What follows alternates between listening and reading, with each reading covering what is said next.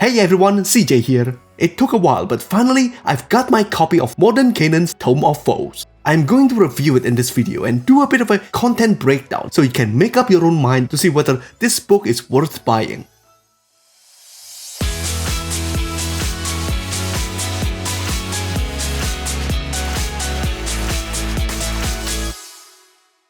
For those who are not in the loop, this is the latest supplement material for Dungeons & Dragons. It's got tons of new monsters in it, player options, and chock-a-block of lore. It's got things for both the DM and players. To let both groups know what they're getting, I'm going to break my analysis into two parts.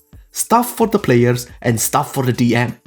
Like Follows Guide, this book doesn't just contain monster stat blocks and pretty pictures. Yes, it's got some great monsters in it, but you may have already seen some of them in previously published adventure books. What's really worth the money in my opinion is the lore write-up on fiends, gith, and some of the races we are already playing as. Elves, dwarves, halflings, and gnomes. We know what they kinda look like from the player's handbook. But now we learn more about their society, history, religion, the gods they worship, and how their race was created. This lore can give players roleplay inspiration. You can add more texture to your character's backstory if you have a good idea of their place in their own society. I think adventurers are usually a group of oddballs who typically don't fit the society they come from. That's why they adventure in the first place, instead of staying in their community and take up traditional jobs. But just as often, the adventuring life doesn't call for the people who are best suited for it. So this information can help you create a believable character that's plucked out of their ordinary lives and thrown into the adventuring life. Player options. This book have a list of additional player race options. Most of them are new, but some are what we have seen before. The Duergar and Deep Gnomes make a comeback. We have seen them in Sword Coast Adventurer's Guide and some other earlier stuff. I guess the point of repeat content is because Wizards of the Coast is committed to their PHP +1 rule. For those who doesn't know, it's a rule for their organized play Adventurers League, where you can only create your character using the player's handbook plus one extra supplement. The extra supplement can be a book like this one, Senator's Guide, or others. They are also assuming that you may not have bought all the previous book, so that's why you get repeat contents. I think we are always going to see some repeat contents in the future, so we kinda have to get used to it. At least, most of the contents here are brand new. The other player options are the finalized versions of the Unearthed Arcana test material. Some stays the same, some are slightly altered, and some are completely revamped. The Tiefling subraces that are based on the different lords of Nine Hells are mostly the same, but some have their legacy spells changed. The Eladrin is mostly changed. They don't get their season-based cantrip anymore, but they get special season-based effect when they activate their Phase Step ability, which is pretty cool I think. It's definitely more unique than just having some extra cantrip like in the Unearthed Arcana version. Sea Elf remain unchanged. Shadow Kai, the Raven Queen's elves, is completely revamped. They get Constitution bonus now instead of Charisma, and their other new traits make them tankier surprisingly. Avariel the Winged Elves and Grugach the Reclusive Elves from Greyhawk do not make the cut unfortunately. The Gith receives minor changes. The Githyanki only get some minor wording changes. They are also no longer self-centered, which makes more sense because it doesn't jive with the fact that they are supposed to be faithful servant of the Lich Queen, Valakith. The Githzerai has one of their traits replaced. In the Unearthed Arcana, they had the Monastic Training trait that adds +1 to their armor class, but it's now replaced by the Mental Discipline trait, which gives them advantage on saving throws on certain mental conditions. These guys are pretty amazing. They get a few psionic spells that's part of their racial trait, so they don't need any spell components like verbal, somatic, or material to cast them. It also means that even if they are tied up and gagged, they can still use their racial spells. Githyanki can just Misty Step away if they are tied up. Their Mage Hand cantrip is invisible too, so you can get up to a lot of shenanigans with it because nobody can see or perceive what they are doing. One last thing for the players before I move on. There are elemental myrmidons that you can conjure if your DM would let you. These guys are reprints from the Prince of the Apocalypse adventure book, but I think it would be good just to remind you all that these guys exist. They are at challenge rating 7. So you need to cast Conjure Elemental with level 7 spell slot to summon them. They have higher AC and HP than your normal elementals, but not as much utility. The best thing though is that they deal magical weapon damage. Most end bosses usually have tons of resistance. This would get through that and allow them to be a significant threat even for most last bosses of campaigns.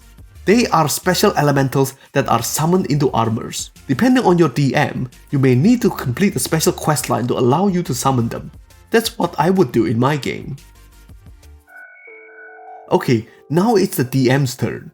This book has a lot of powerful new monsters for the DM. They are trending towards the really powerful types, archdevils, demon lords, and other new stuff that make great bosses for your players to face off against.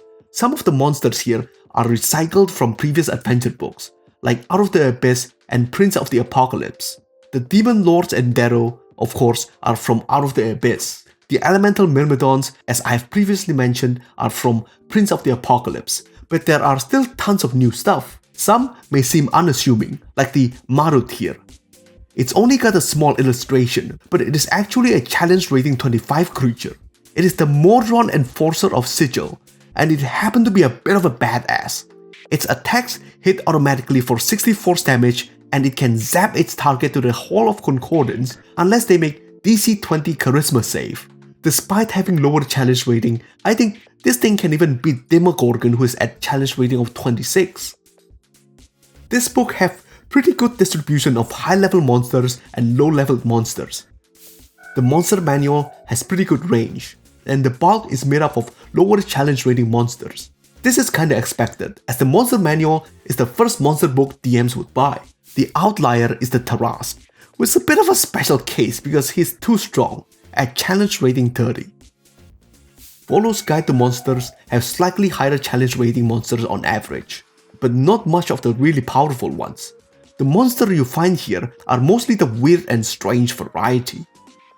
Mordenkainen's Tome of Foes have more powerful monsters in it, and they are mostly made up of Outer Realm monsters. It has a lot of devils and demons in it. Here is a monster type breakdown. What's significant here is that there are more elementals and constructs to play with, so you can finally build that robot army to have your players fight against. Well, if that doesn't excite you, at least it makes me happy because I love the mecha genre. Besides the monsters, DMs also get the cultist and demonic boons to play with. They can give enemy NPCs special abilities and spells associated with the archdevils or demon princes. It may not seem significant if you regularly change monster stat blocks, but the associated spells and abilities are thematic and fits the personality of the associated demons, so it can at least save you some prep time. By the way, some of you who are new to D&D may not have realized this, but in D&D, there is a clear distinction between devils and demons. In many religions in our world, the devil usually signifies the main adversary of the main deity, like Satan in Judeo-Christian religion and Angara Mainyu in Zoroastrianism. Demons are usually just any evil spirits. But in D&D, devils are a type of fiend that are lawful evil, while demons are the chaotic evil type. They have been fighting blood wars since the start of history. To withstand the onslaught of demons that are constantly being spawned out of the abyss, the devils rely on their organization skill to come up with tactics and strategies to counter them. This is the kind of lore you get from the book. Even if you are not interested in the new options, you should check it out for the lore. By the way, if you decide to get a book, be sure to examine it properly before taking it home. The alternate cover, this cover, is known to have printing problems, and some have been recalled. The major problem area is the spine. This is what the damaged spines look like.